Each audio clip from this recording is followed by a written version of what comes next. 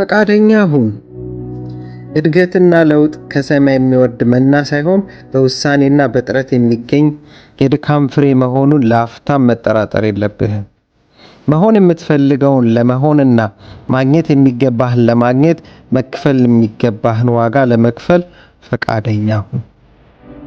የስንፍናና የቸልተኝነትን ስሜቶች ተገዢ በመሆንና ማን ያውቃል ነገ ከነገ ወዲያ ሕይወቴ ሊቀየር የሚችል ታምር ሊፈጠር ይችላል በሚል አጉል ቀቢጸ ተስፋና ባልተጨበጠና እርግጠኛ ባልሆንክበት ነገር ላይ እምነት በማሳደር እጅግ ውድ የሆነውንና ምትክ የለሹን ጊዜ በከንቱ አታባክ። አንተ ልትቆጣጠረው የማትችለውን ትተህ በአንተ ቁጥጥር ስር ያለውን ለመለወጥ ትጋ። የስኬታማ ሰዎች ታሪክ የሚያሳየን ይህንን ነው።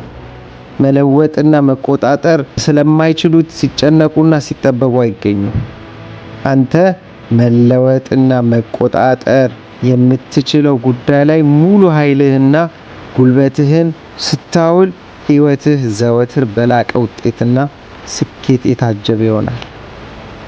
ዋናውና ወሳኙ ጉዳይ መሆን የምትፈልገውን ለመሆን መክፈል የሚገባህን መስዋዕትነት ለመክፈል መዘጋጀትና በዚህም የተነሳ ሊፈጠር የሚችለውን የውጥረት ስሜት ለመቀበልና ለመቋቋም ፈቃደኛ ሆነህ መገኘትህ ነው።